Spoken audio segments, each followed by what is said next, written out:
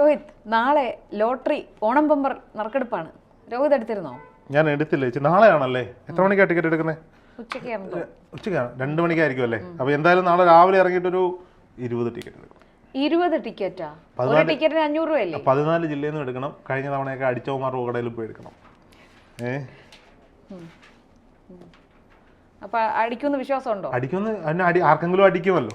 ഇപ്രാവശ്യത്തെ lottery ticket 500 രൂപയാണ്. BR99 ആണ് ടിക്കറ്റിന്റെ സീരീസ്. നാളെ 9-ാം തീയതി നാളെയാണ്. നാളെ ഉച്ചയ്ക്ക് 2 മണിക്ക് എടുക്കും. നമുക്ക് 20 പേരെ കോടീശ്വരന്മാരാക്കും. ഒന്നാം സമ്മാനം 25 കോടി രൂപ, രണ്ടാം സമ്മാനം 1 കോടി രൂപ വെച്ച് 20 പേർക്ക്, മൂന്നാം സമ്മാനം 50 ലക്ഷം രൂപ വെച്ച് 20 പേർക്ക്, 5 ലക്ഷം രൂപ വെച്ച് പ്രോത്സാഹന സമ്മാനങ്ങളുണ്ട്. അത് സ്വാഭാവികമായിട്ടും മുടക്കുന്നത് 500 രൂപ, കിട്ടുന്നത് കിട്ടിയാൽ എത്ര പേർക്ക് കിട്ടിയാലും കിട്ടാൻ പോകുന്നത് വലിയ തുകയാണ്.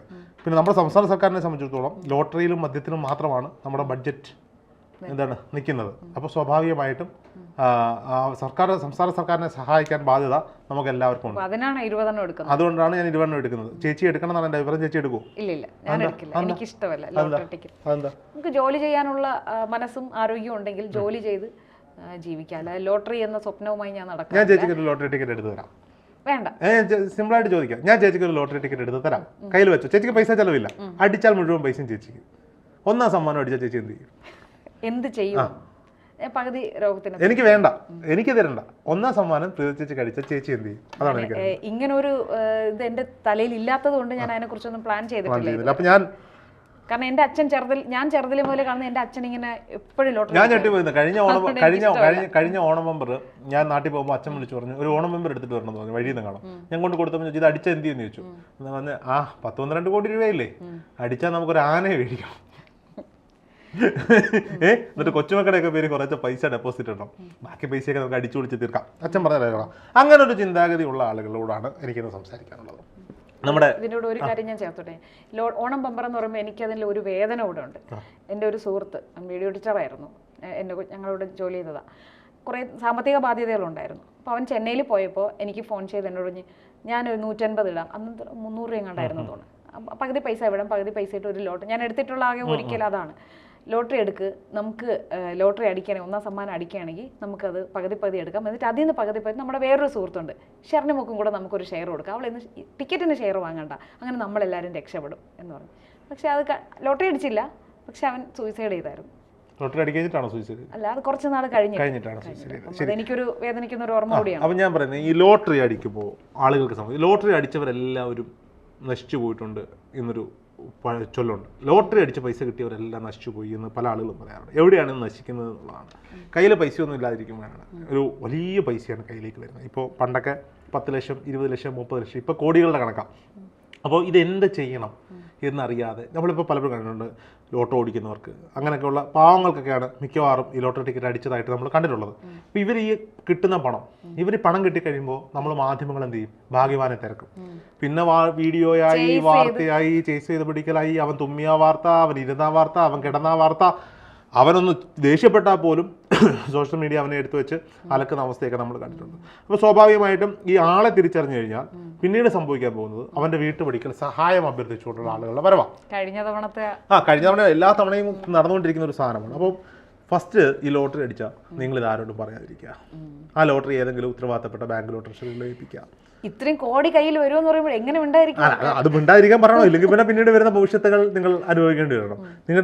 നിങ്ങൾ ഒരു സൈക്കോപാത്തിനെ പോലെ ഈ എവിടെയെങ്കിലും പോയിരുന്നിട്ട് ഈ ചർച്ചകൾ കേൾക്കണം. ആർക്കാടാ ഇത് അടിച്ചത് എന്നുള്ള ചർച്ചകൾ കേട്ടുകൊണ്ടിരിക്കുക. പിന്നീട് തന്ത്രപരമായി മാത്രം പണം വിനിയോഗിക്കുക. എനിക്ക് പറയാനുള്ളൊരു കാര്യമാണ്, നിങ്ങൾ അതിനകത്ത് സുഖിക്കേണ്ടാന്നോ, നിങ്ങൾ അതിനകത്ത് വീട് നോക്കണ്ടാന്നോ ഒന്നുമല്ല. കാരണം ഇതിന് പിന്നാലെ വരുന്ന ടാക്സുകളുണ്ട്. ഈ ടാക്സുകളൊക്കെ കൃത്യമായി അടയ്ക്കാൻ പറ്റണം. പിന്നെ ഇത് കൃത്യമായി പൈസ ഇൻവെസ്റ്റ് ചെയ്യാൻ പറ്റണം. ഇതൊന്നും പറ്റാത്തിടത്തോളം കാലം ഈ ലോട്ടറി ഒരു ബാധ്യതയായി മാറുമെന്ന കാര്യത്തിൽ ആർക്കും സംശയമൊന്നും വേണ്ട. ശരിയല്ലേ ജി? അത് ശരിയാണ്. കാരണം 25 കോടിയാണ് ഒന്നാം സമ്മാനം എന്ന് പറഞ്ഞാലും 12,88,26,000 രൂപയാണ് കയ്യിൽ കിട്ടുന്നത്. ഏതോ ഒരു റീലിൽ ഞാൻ കണ്ടിട്ടുണ്ട്. എന്ത് ചെയ്യാനാണ് ചോദിച്ചിട്ടുള്ളത്. അയ്യോ, ഭയങ്കര നഷ്ടമാണ്. അക്കൗണ്ടിൽ വെറും 6 രൂപ ഇരിക്കുമ്പോഴാണ് ഈ 12 കോടി രൂപ കയ്യിലേക്ക് വരാൻ പോകുന്നത്. ഈ 12 കോടി രൂപയിൽ ഒരു 6 കോടി രൂപ എവിടെയെങ്കിലും മാറ്റിയിടുക, ഒരു ഫിക്സഡ് ഡെപ്പോസിറ്റ് ആയിട്ട് ഇടുക. അല്ലെങ്കിൽ എന്താണെന്ന് വെച്ചാൽ നാളെ വരുന്ന ടാക്സ് അടയ്ക്കാനും നാളെ വരുന്ന പ്രശ്നങ്ങൾ നേരിടാനും പൈസ ഇല്ലാതെ അവസാനം വീണ്ടും ടാക്സ് വരും. അപ്പോൾ സ്വാഭാവികമായിട്ടും ബാക്കി വരുന്ന 6 ലക്ഷം രൂപ വേണം നമ്മളെടുത്ത്, അല്ല 6 കോടി രൂപ വേണം നമ്മളെടുത്ത് വിനിയോഗിക്കാൻ. ഞാനിത് പറയുന്നത് പലരുടെയും എനിക്ക് ടിക്കറ്റ് എടുത്തു തരുമെന്ന് പറഞ്ഞാൽ ഉള്ളത് തന്നെയാണ്, എന്നാ പിന്നെ എടുത്ത് തന്നെ 6 കോടി എന്ന് കേട്ടപ്പോ ഇവര് ഈ മനുഷ്യന്റെ മലയാളിയുടെ ഈ 6 കോടി എന്നൊക്കെ കേൾക്കുമ്പോൾ ഉണ്ടാകുന്ന ഈ ചിന്തയെ വിറ്റിട്ടാണ് കേരള സർക്കാർ കാശുണ്ടാക്കിക്കൊണ്ടിരിക്കുന്നത്. ഇവിടുന്ന് വലിയ രീതി നോക്കൂ, ഏറ്റവും കൂടുതൽ ലോട്ടറി കച്ചവടങ്ങൾ നടക്കുന്ന അതിർത്തി ഗ്രാമങ്ങളിലാണ്. നമുക്ക് തെങ്കാശിയിൽ നിന്ന് ഇങ്ങോട്ട് വരുമ്പോൾ പുനലൂർ മേഖലയിലും പാലക്കാട് നിന്ന് വരുമ്പോൾ വാളയാർ മേഖലയിലും ഒക്കെ നമുക്ക് കാണാൻ പറ്റുന്ന വലിയ വലിയ കാഴ്ചകളുണ്ട്. പിന്നെ ഇടയ്ക്കങ്ങാണ്ട് ആർക്കാണ്ട് ഈ ഷെയർ ഇട്ട് ടിക്കറ്റ് എടുത്തപ്പോൾ ഈ പറയപ്പെടുന്ന അടിച്ചു എന്ന് പറഞ്ഞ് പിന്നീട് ഈ ഷെയർ ഇട്ട് ടിക്കറ്റ് എടുക്കുന്നത് വലിയ ട്രെൻഡിങ് ആയി മാറി. ഞാൻ നാട്ടിൽ പോയപ്പോൾ നാട്ടിലെ കൂട്ടുകാരെല്ലാം കൂടി 10,000 രൂപ ടിക്കറ്റ് എടുക്കുന്നതെന്ന് പറഞ്ഞിട്ട് എൻ്റെ 1000 രൂപ വാങ്ങി വെച്ചിട്ടുണ്ട്. ഒരു കുറേ ടിക്കറ്റിൻ്റെ സീരിയൽ നമ്പർ എനിക്ക് വാട്സാപ്പിൽ അയച്ചിട്ടുണ്ട്. അതുകൊണ്ടാണ് ഞാൻ പറഞ്ഞത് ഞാൻ 10,000 രൂപ ടിക്കറ്റ് വാങ്ങുന്നത്. ഞാൻ ഒറ്റയ്ക്ക് കയ്യിൽ നിന്ന് കാശിട്ട് 10,000 രൂപ ടിക്കറ്റ് വാങ്ങുമെന്നല്ല പറഞ്ഞത്. ഞങ്ങൾ കൂട്ടമായിട്ട് ഒരു 10,000 രൂപ ടിക്കറ്റ് വാങ്ങിയിട്ട് കുറേ സീരിയൽ നമ്പർ എനിക്ക് അയച്ചിട്ടുണ്ട്. പിന്നെ നമ്മൾ പറയുമ്പം തള്ളുമ്പോൾ ആഞ്ഞ് തള്ളണമല്ലോ എന്ന് വിചാരിച്ചിട്ടാണ് നമ്മളത് പറഞ്ഞത്. നോക്കൂ, പക്ഷേ ഈ സർക്കാർ ഈ പൈസ ഉണ്ടാക്കുന്നു എന്നതിനപ്പുറത്തേക്ക് കേരള സംസ്ഥാന സർക്കാർ ലോട്ടറിയിൽ ഒരു വിശ്വാസ്യതയുണ്ട്. അതുകൊണ്ടാണ് തമിഴ്നാട്ടിലേക്കൊക്കെ വലിയ രീതിയിൽ കേരള ലോട്ടറി ഒഴുകിക്കൊണ്ടിരിക്കുന്നത്. 25 കോടി രൂപ ഒന്നാം സമ്മാനം ലഭിക്കുന്ന ഇന്ത്യയിലെ ഒരുപക്ഷെ ഏറ്റവും വലിയ ലോട്ടറി ആയിരിക്കാം, എനിക്കറിയില്ല. സംസ്ഥാന സർക്കാരുകൾ നടത്തുന്ന ഏറ്റവും വലിയ ലോട്ടറി ആയിരിക്കാം. എന്നാലും നാളെ ഉച്ചയ്ക്ക് 2 മണിക്ക് ഒരു കൂട്ടം ആളുകളുടെ ഭാവി മാറുകയാണ്. ചേച്ചി എത്ര പൂജ്യം ഉണ്ടെന്ന് എണ്ണി നോക്കുകയാണെന്ന് തോന്നുന്നല്ലോ. 80 ലക്ഷം ടിക്കറ്റുകളാണ് വിറ്റതെന്ന് പറഞ്ഞു. അപ്പൊ 500 രൂപ വെച്ച് ഈ 80 ലക്ഷം ടിക്കറ്റിന് എത്ര രൂപ ഉണ്ടായിന്ന് നോക്കിയപ്പോ എനിക്കത് ചേച്ചി ബുക്കിൽ എഴുതി വല്ലാത്തൊരു കൂട്ടങ്ങ് കൂട്ടി കാൽക്കുലേറ്ററിൽ നോക്കിയപ്പോ 4 എന്ന് പറഞ്ഞിട്ട് വായിക്കാൻ പറ്റും. അങ്ങനെ ഞാൻ ഇത് എഴുതി കൂട്ടിയതുകൊണ്ട് വലിയൊരു എമൗണ്ട്, ഇത്രയും പൈസ സംസ്ഥാന സർക്കാരിന്റെ അക്കൗണ്ടിലേക്ക് വന്നു കഴിഞ്ഞു. ആകെയുള്ള ചെലവെന്താ? ഇതിന്റെ ടാക്സ് ഒക്കെ അടക്കണമായിരിക്കും, എനിക്കറിയത്തില്ല. ആകെയുള്ള ചിലവെന്ന് പറഞ്ഞാൽ ലോട്ടറി ടിക്കറ്റ് പ്രിന്റ് ചെയ്യുക, ഈ ഏജന്റുമാർക്ക് കമ്മീഷൻ കൊടുക്കുക എന്നുള്ളതൊക്കെയാണ്. പക്ഷേ ഇതിൽ വേറെ കാര്യമുണ്ട് ചേച്ചി, ഇത് കുറേ കാലം കൊണ്ട് ഈ ലോട്ടറി വിറ്റ് നടക്കുന്ന ഏജന്റുമാർക്ക് ബമ്പർ ടിക്കറ്റിൽ ഉപകാരപ്പെടുന്ന അവിടെയാണ്. ലോട്ടറി നല്ലൊരു മാർഗ്ഗമാണ്. സ്വാഭാവികമായിട്ടും ചേച്ചി ഇപ്പോൾ പറഞ്ഞതിനോട് ചേച്ചിയുടെ അച്ഛൻ്റെ കാര്യം പറഞ്ഞ പോലെ അങ്ങനെ ലോട്ടറി സ്ഥിരമായി എടുത്ത് കാശ് കൊണ്ട് കളഞ്ഞ ആളുകളൊക്കെ ഉണ്ടാവും, ഇല്ല എന്നല്ല ഞാൻ പറയുന്നത്. എന്നാൽ പോലും നമ്മൾ മലയാളിയുടെ ഒരു സാധാരണക്കാരനായ ഒരു മലയാളി ഒരു മൈക്കാട് പണിക്ക് പോയാൽ 1000 രൂപ ശമ്പളം കിട്ടും.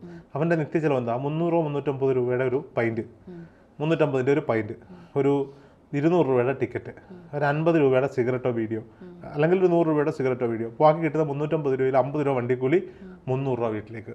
ഇങ്ങനെയാണ് ഇപ്പോൾ ഒരു ആവറേജ് സാധാരണക്കാരനായ മലയാളി. കല്യാണോ പാലുകാച്ചൊക്കെ വന്നാൽ ഈ 300 അതും കൂടെ അതൊക്കെ കൊടുക്കണം. പിന്നെ ഇപ്പോൾ ഭാര്യമാർക്ക് തൊഴിലുറപ്പ് പദ്ധതിയിൽ ജോലി ഉണ്ടല്ലോ, കുടുംബശ്രീയും തൊഴിലുറപ്പൊക്കെ ഉണ്ട്. അപ്പോൾ സാധാരണക്കാരായ ഒരു മലയാളി ഈ സംസ്ഥാന സർക്കാരിൻ്റെ നട്ടലിനെ ഒന്ന് പിടിച്ചു നിർത്താൻ വേണ്ടി വളരെ കഷ്ടപ്പെട്ട് ജോലി ചെയ്ത് ബിവറേജിൽ ആ പറഞ്ഞ് 350 ബിവറേജിലേക്ക് 200 ലോട്ടറി ടിക്കറ്റിലേക്കുമാണ് പോയത്. ഇതിലെന്തെങ്കിലുമൊക്കെ അവർക്ക് എന്തെങ്കിലുമൊക്കെ അടിച്ചു. ചിലർക്ക് ഇത് ഭയങ്കര ക്രൈസാണ്. കോടിക്കണക്കിന് രൂപ അവരുടെ വർഷത്തിനിടയ്ക്ക് വെച്ചിട്ട് ഇങ്ങനെ ടിക്കറ്റ് എടുത്ത് സൂക്ഷിച്ച് വെച്ച് പിന്നീട് ചാക്കിലൊക്കെ കൊട്ടിയിട്ട വീഡിയോകൾ നമ്മൾ കണ്ടിട്ടില്ലേ? എത്ര കോടി രൂപയുടെ ടിക്കറ്റ് എടുത്ത ആളുകളുണ്ട്. പിന്നെ ഈ പറഞ്ഞിട്ട് എത്ര കിട്ടിയാലും മതി വരാത്ത ഒരു കൂട്ടം ആളുകളെയും നമുക്കറിയാം. അവർക്ക് ഈ പറയപ്പെടുന്ന പോലെ 25 കോടി അടിച്ചിട്ട് 12 കോടിയുടെ കയ്യിലോട്ട് കിട്ടിയുള്ളൂ എന്ന് പറയുന്നൊരു സാധനം. ദയവ് ചെയ്ത് എനിക്ക് പറയാനുള്ളത്, ഈ നമുക്ക് സഹായങ്ങളൊക്കെ ആവശ്യമായിരിക്കാം, പക്ഷെ അവരും മനുഷ്യരാണ്. ഈ ലോട്ടറി അടിച്ചു എന്ന് കേൾക്കുമ്പോൾ തന്നെ അവരുടെ വീടുകളിലേക്ക് വീട്ടുവാതിക്കലേക്കൊക്കെ ഓടിപ്പോകുന്ന ആളുകൾ ശ്രദ്ധിക്കും. ഞാൻ ഈ ഇടയ്ക്ക് ഈ ചാരിറ്റി വീഡിയോസ് ചെയ്ത് പണം തട്ടുന്ന ഒരുപാട് പേരുണ്ട്. അപ്പോൾ അതിൽ മാന്യമായി ചെയ്യുന്ന ഒരാളെ എനിക്കറിയാം. അപ്പോൾ ഒരു ദിവസം ഞാൻ തന്നെ അവനോട് പറഞ്ഞിട്ടുണ്ട്, ഇതിനൊക്കെ പേര് ദോഷമാവും, കാരണം എല്ലാവരും നമ്മൾ പാവങ്ങളെ സഹായിക്കുന്നതല്ല ചേട്ടാ ശരി എന്ന് പറഞ്ഞു. ഈ ഇടയ്ക്ക് അവനെ വിളിച്ചിട്ട് പറഞ്ഞു, ചേട്ടാ എനിക്കറിയാവുന്ന ഒരു കുടുംബത്തിന് ഒരു വീഡിയോ ചെയ്ത് കൊടുക്കൂ, ഭയങ്കരമായ സാമ്പത്തിക ബുദ്ധിമുട്ടിലാണ്. അപ്പോൾ എന്നോട് ചേട്ടാ ഞാനത് നിർത്തി. ചിന്തടാ അത് ചേട്ടാ, ഞാൻ ഈ ചാരിറ്റി വീഡിയോ ഒക്കെ ചെയ്ത് കൊടുക്കുന്നത് കണ്ടിട്ട് ആളുകൾ വിചാരിച്ചു ഞാനെന്തോ വലിയ പണക്കാരനാണ്. കുറേ പണക്കാരിങ്ങനെ ചെയ്യുമല്ലോ പബ്ലിസിറ്റിക്ക് വേണ്ടിയിട്ട്. ഇപ്പോൾ രാവിലെ എനിക്ക് വീട്ടിൽ നിന്ന് ഇറങ്ങാൻ പറ്റത്തില്ല. എന്നുവെച്ചാൽ എന്താ, രാവിലെ വീട് തുറക്കുമ്പോൾ കാണുന്ന മുറ്റത്തൊരു 50 പേര് കാണാം സഹായം ചോദിച്ചുകൊണ്ട്, എവിടെ നിന്നാന്ന് പോലും അറിയാതെ വന്നിരിക്കുന്ന ആളുകൾ. അത് ചില ആളുകൾക്ക് അർഹതയില്ലാത്ത പല ആളുകൾ. ഇപ്പം മലയാളത്തിലൊരു സെലിബ്രിറ്റി എൻ്റെ അടുത്ത് പറഞ്ഞു, ഒരു ഓട്ടോയിൽ ഒരാൾ വരിക, അയാൾക്ക് 50,000 രൂപ സഹായിക്കണം. എന്തിനാണെന്ന് ചോദിച്ചു പറഞ്ഞാൽ അയാളുടെ കടം വീട്ടാനാണ്. കടം വീട്ടാൻ 50,000 രൂപ സഹായിക്കണമെന്ന് പറഞ്ഞു. അയാൾ കൊടുത്തില്ല. ചെയ്യുമ്പോൾ ഓട്ടോക്കാരൻ്റെ മുഖത്ത് നോക്കിയപ്പോൾ എന്തോ ഒരു ഇത് തോന്നി. കുറച്ച് നേരം ഓട്ടോക്കാരനോട് സംസാരിച്ചപ്പോൾ ഓട്ടോക്കാരൻ ക്യാൻസർ പേഷ്യൻ്റാണ്. അയാൾ ഇപ്പോഴും വണ്ടി ഓടിക്കും. അയാൾക്ക് 10,000 രൂപ കൊടുത്ത് തുടക്കി വിട്ടു എന്നൊരു സെലിബ്രിറ്റി നമ്മളോട് പറഞ്ഞിട്ടുണ്ട്. അപ്പോൾ നമ്മൾ ഈ ചില ആളുകളൊക്കെ എന്തെങ്കിലുമൊക്കെ സഹായം ചെയ്യുന്ന വീഡിയോ ഒക്കെ നമ്മൾ റിപ്പോർട്ടിങ്ങിൻ്റെ ഭാഗമായിട്ട് ഇടുമ്പോൾ നമ്മുടെ ഫോണിലേക്ക് കൊടുക്കും. അങ്ങനെ ഒരു ആൾ എന്നെ വിളിച്ച് ഒരു സഹായം ആവശ്യപ്പെട്ടു. ആ സഹായം കേട്ടിട്ട് എൻ്റെ നെഞ്ച് തകർന്നു ചേച്ചി. കയ്യിൽ നിന്ന് പ്രമാണം പടയം വെച്ചിട്ടായാലും അത് കൊടുക്കണമെന്ന് എനിക്ക് തോന്നിപ്പോയി. സഹായം എന്താണെന്നറിയാമോ? പുള്ളി ഒരു കാറ് വാങ്ങിച്ചു. വീട്ടിലേക്ക് കാറ് കയറാൻ വഴിയില്ല. അല്ല, അയലോക്കാരൻ്റെ എന്നിട്ട് 3 സെൻറ്റ് മേടിച്ചാൽ വഴി വെട്ടാം, കാറ് കൊണ്ടിടാൻ. ആ വഴി വാങ്ങാൻ പൈസ കൊടുക്കാമോ എന്ന് അയാളോടൊന്ന് ചോദിക്കാൻ. എൻ്റെ കയ്യിൽ അവൻ എൻ്റെ മുഖതാവി കിട്ടിയായിരുന്നെങ്കിൽ ഞാൻ അന്നേരം അതിനുള്ള മറുപടി കൈകൊണ്ട് ചെയ്തതിനായിരുന്നു. അപ്പോൾ ഇങ്ങനെയൊക്കെ സഹായം ചോദിച്ചു വരുന്ന ആളുകളുണ്ടാവും. ഇത്തരക്കാരെ സഹായക്കാരൊക്കെ നാളെ ലോട്ടറി അടിച്ചാൽ നിങ്ങളെ വീടിൻ്റെ മുന്നിൽ വന്ന് നിൽക്കാൻ സാധ്യതയുണ്ട്. അതുകൊണ്ട് ദയവ് ചെയ്ത് ലോട്ടറി അടിക്കുന്നവർ പുറത്ത് പറയാതിരിക്കുക. നിങ്ങൾ കുടുംബത്തിനോട് മാത്രം പറഞ്ഞ് രഹസ്യമായി ഇത് സൂക്ഷിക്കുക. എന്തായാലും നാളെ ഉച്ചയോടുകൂടി പിറക്കാൻ പോകുന്ന പുതിയ കോടീശ്വരന്മാർക്കും പുതിയ ലക്ഷാധിപതിമാർക്കും എല്ലാവിധ ആശംസകൾ നേരുന്നു. മറ്റൊന്ന് ചർച്ച വരുമ്പോൾ എന്നോട് ചോദിക്കരുത് രോഹിതനാണോ അടിച്ചതെന്ന് ഞാൻ പറയില്ല. അപ്പൊ എനിക്ക് ഒരു ടിക്കറ്റ് എടുത്തു തരാന്ന് പറഞ്ഞാൽ മറക്കണ്ട. അല്ല, ഞാൻ മറക്കില്ല. ഇത് കട്ട് ചെയ്ത് കഴിയുമ്പോൾ മറുപടി ഞാൻ പറയാം. ഓക്കെ.